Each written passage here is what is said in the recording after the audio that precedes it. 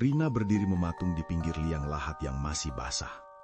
Tanah merah itu seolah memanggil-manggil, menguapkan aroma tanah yang bercampur dengan wangi melati yang mulai membusuk. Di depannya, sebuah nisan kayu bertuliskan nama kakaknya, Aditya Pratama, wafat 20 Januari. Rina tidak menangis. Matanya hanya menatap kosong ke arah kerumunan warga desa yang menunduk khusyuk.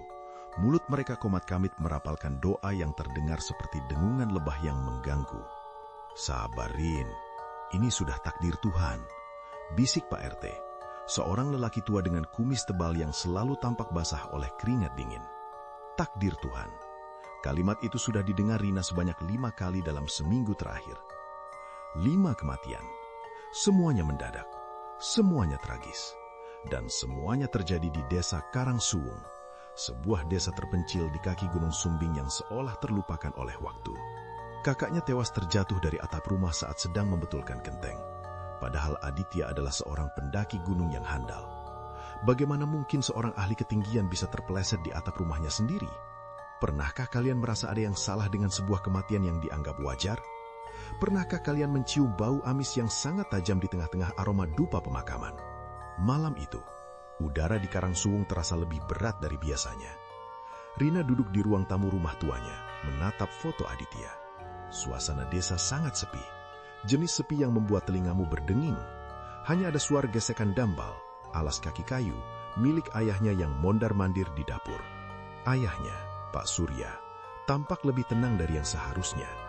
Tidak ada kesedihan mendalam, hanya ada kepasrahan yang terasa dipaksakan. "Pak, kenapa semua orang bilang ini takdir?" tanya Rina memecah keheningan. Pak Surya berhenti melangkah. Punggungnya yang bungkuk tampak menegang. Tanpa menoleh, dia menjawab dengan suara serak. "Hidup dan mati itu di tangan Gusti, Rin. Kita hanya wayang. Kalau dalangnya sudah mau memulangkan, kita bisa apa? Tapi 5 orang dalam seminggu, Pak. Pak RT, anaknya, lalu Bu Sumi, sekarang Mas Adit. Ini bukan takdir, Pak. Ini aneh." Suara Rina meninggi. Pak Surya berbalik. Matanya yang cekung menatap Rina dengan tatapan yang sulit diartikan. "Jangan diteruskan, Rin. Pamali, nanti kamu yang dipanggil takdir berikutnya." Rina merinding. Hawa dingin tiba-tiba merayap di tengkuknya. Dia mencium bau sesuatu yang terbakar. Bukan kayu, tapi sesuatu yang lebih busuk, seperti rambut atau kulit manusia yang hangus. Dia memutuskan untuk keluar rumah, mencari udara segar, atau mungkin mencari jawaban. Di luar, kabut turun sangat tebal. Jarak pandang hanya 1 meter. Langkah kaki Rina membawanya menuju balai desa, tempat yang biasanya menjadi pusat kegiatan warga. Namun malam ini tampak gelap gulita. Namun, dari arah belakang balai desa, di sebuah gubuk kecil yang dikenal sebagai rumah simpan, Rina melihat cahaya temaram. Dia mendekat dengan sangat hati-hati. Kakinya yang tanpa alas kaki merasakan dinginnya embun di atas rumput. Melalui celah dinding bambu, dia mengintip ke dalam. Di sana, duduk Pak RT, ayahnya, dan beberapa sesepuh desa lainnya. Di tengah-tengah mereka, ada sebuah meja kayu tua dengan sebuah buku besar bersampul kulit merah kusam. Pak RT sedang memegang sebuah pena bulu. Tangannya gemetar. "Siapa selanjutnya?" tanya seorang sesepuh dengan suara yang lebih mirip desisan ular. "Jatah bulan ini belum cukup. Penunggu jembatan merah minta 1 lagi agar desa kita tetap subur, agar panen tembakau tidak gagal lagi seperti 10 tahun lalu," sahut yang lain. Pak Surya membuka buku merah itu. Rina menahan napas. Dia melihat daftar nama di sana. Nama kakaknya, Aditya, ada di urutan kelima dengan coretan tinta merah di atasnya. Di samping setiap nama, tertulis kata, takdir. Jantung Rina berdegup kencang hingga terasa menyakitkan di dadanya. Jadi ini rahasianya. Mereka tidak sedang berpasrah pada Tuhan. Mereka sedang bermain Tuhan.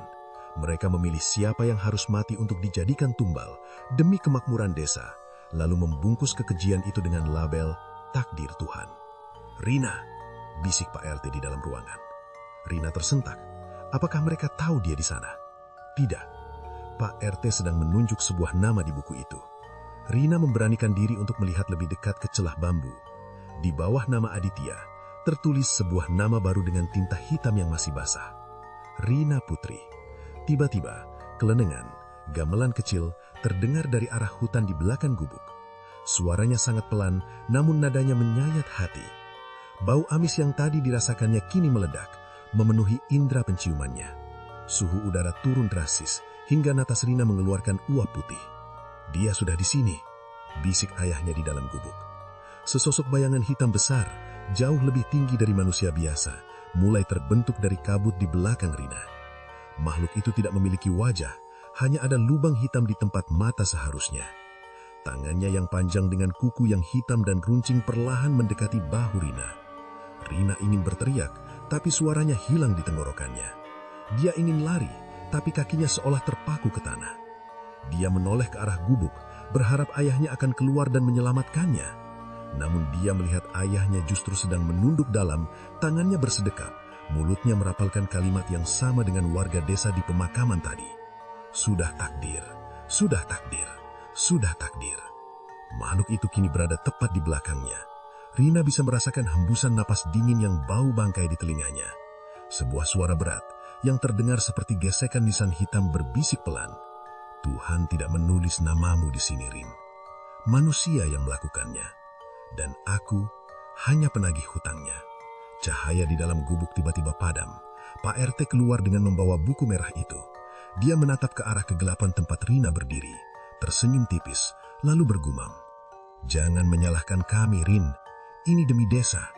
Besok orang-orang akan datang ke rumahmu, menangis dan berkata hal yang sama pada ibumu. Sabar ya, Bu. Surya anak baik, tapi ya bagaimana lagi? Sudah takdir Tuhan kalau dia terpeleset di sumur belakang.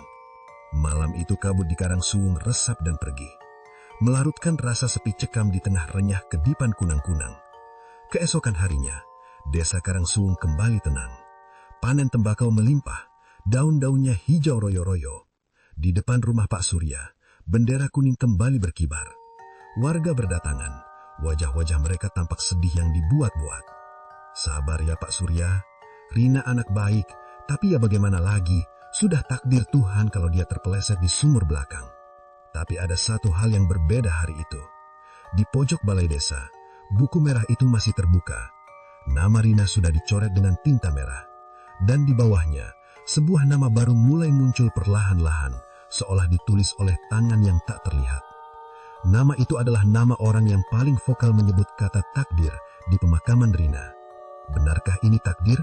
Ataukah Tuhan sedang menangis melihat bagaimana namanya dijadikan topeng untuk sebuah keserakahan yang tak berujung?